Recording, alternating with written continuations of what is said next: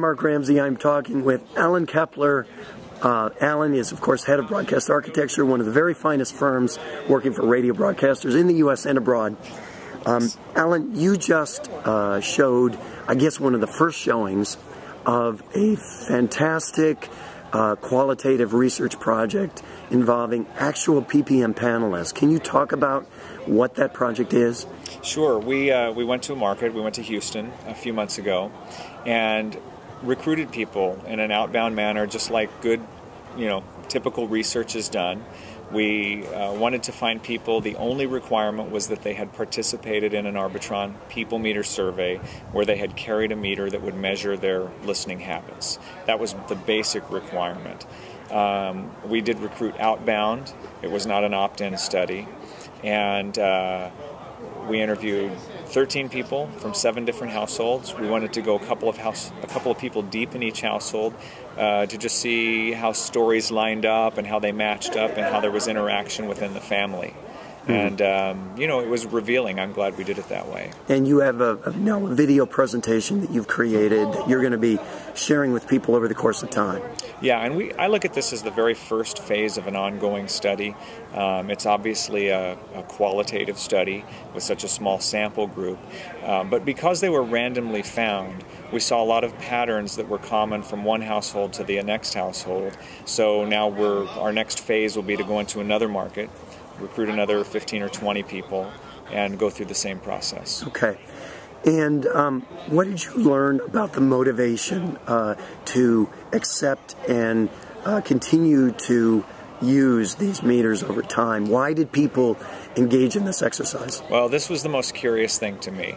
A common sense question to me has always been, what would motivate somebody to agree to Arbitron, to carry a meter and their entire family and household for 2 years, because it's a 2-year commitment. And I really wanted to get inside their heads. And the bottom line was money. Over and over again, whether it was a household that was paid on the higher end, where it meant a lot higher a higher percentage of their monthly income, or whether it was someone that it was just extra spending money each month. Money was a very high motivator. Mm-hmm.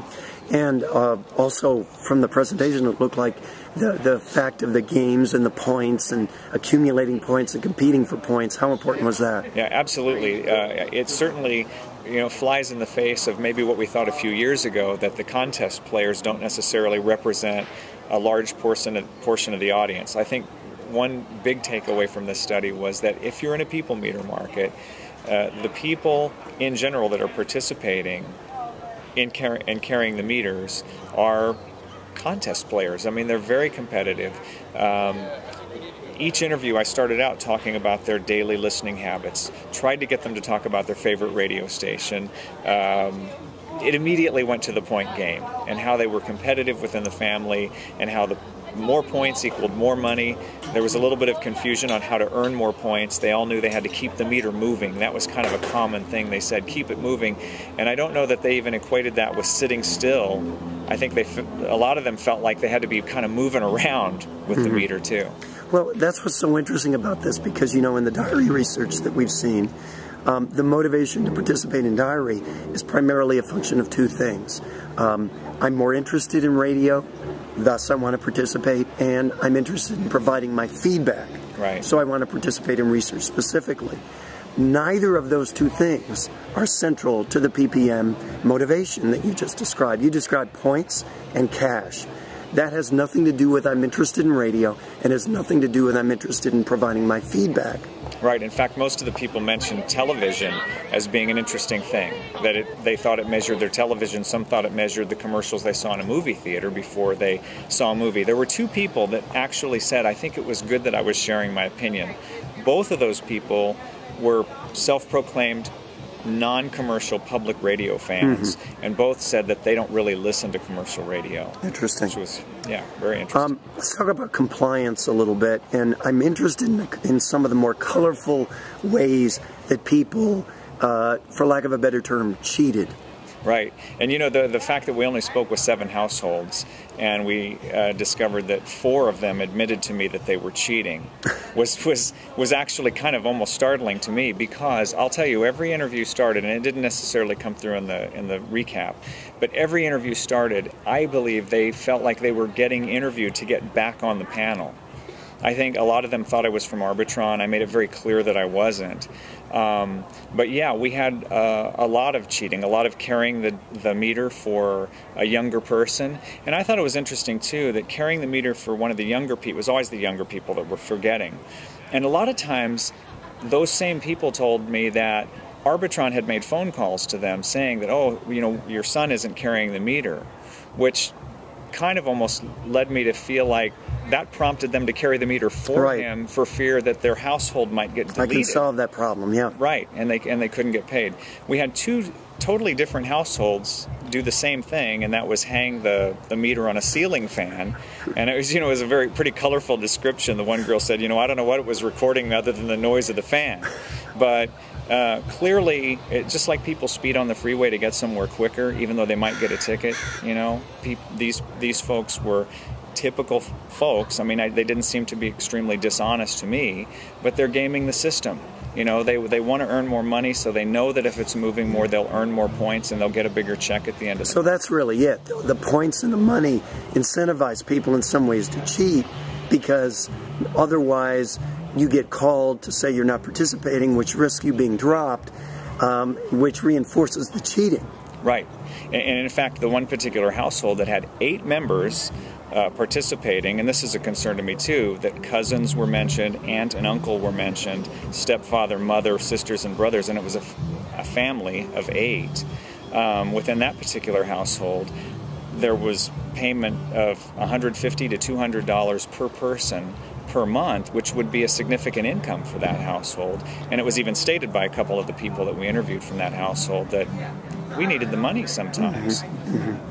One of the things you indicated, you had a couple of different households, I think, where people said that the device was docked and they didn't grab it and start moving with it until they got up and dressed to go out of the house. And it was the cell phone and the device both grabbed on the way out of the house, but that they were listening to the radio from the time they got up in the morning.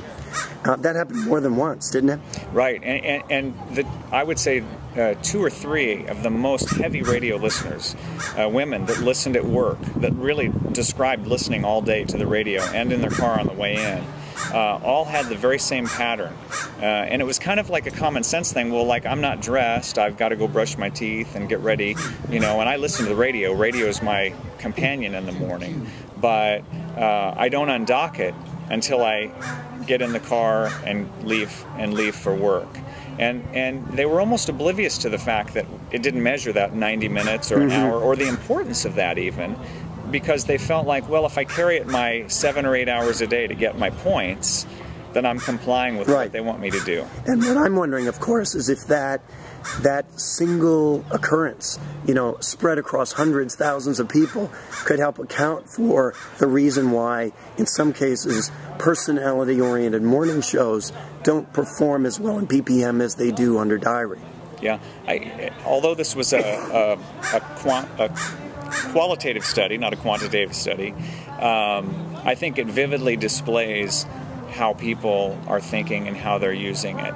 And it was extremely common, not only for people to say they didn't undock it in the morning while they were listening to the radio, but it was also common when I asked them, you know, you wore the meter, sometimes you forgot it, sometimes you heard the radio and you weren't wearing it. Tell me, what was the percentage of your radio listening that you feel in your recall that the meter picked up? Now, this is, you know, taking common sense. It's someone thinking, okay, I did forget it sometimes, and most of them told me between 70 and 80% of the radio listening was picked up. Well, you know, I mean, ask any general manager how important it would be to have 20% more reported listening to their radio station, and I think they'd be pretty concerned about that. So, without telling any tales out of school, what strategies would you advise broadcasters based on what you've learned from these videos, these interviews? Yeah, and there are a lot of consultants and research guys out there and gals telling people, break at a certain moment of the hour, put your commercials in this certain zone, and a lot of information, a lot of guidance based on information provided by Arbitron. I think taking some qualitative information and trying to completely translate that over to programming strategy would be a little dangerous. But I will say that it was vivid that these folks like to play games. They like to earn points. They are engaged with that meter and carrying it around because they know they're going to get more money. Mm-hmm. So I think that it's definitely important for a broadcaster to understand when they're doing a promotion or when they're giving away prizes, whether it's cash or whatever it is, that it is easy and that it's kind of ongoing in the engagement process, because it seems like throughout the day they're looking at the points and they're kind of keeping track of what they're doing. So again, like I said, this is study one. This is session one of what we're going to do as an ongoing process. So I think, and I know Arbitron is doing their best and making adjustments all the time. I mean, we hear about it, we read about it, that's for sure, that they're trying to make the meter smaller and they're trying to do other things. But the things that most concern me the most, really, going 8 people deep in a family, including aunts, uncles, and cousins, I think, to me, that's very dangerous, considering that even in Los Angeles, on a pretty highly rated radio station, you only have 8 meters picking it up at one given moment. I think another part of the process that was concerning, I had 2 people that were in our interviews that were both currently carrying meters that actually wore them to the sessions. We didn't include them in this video presentation because I know some of the folks at radio stations have contracts and they don't want to risk that with Arbitron, so we left them out. But the one thing about these 2 individuals is it was their second run. They had already participated for 2 years in PPM, and then they were back participating again, and I think probably should be a little more sit-out time, considering the smallness of the sample. And for anybody who wants more information about this presentation, wants to get a look at it, wants to talk to you more about it, what should they do? Well, we have a written summary at broadcastarchitecture.com. To see the video, someone would need to contact me directly, and you can contact me through the website. All right, Alan Kepler, head of Broadcast Architecture, thank you so much, and thank you for being patient with my voice. No, you're great, Mark. Thank you very much.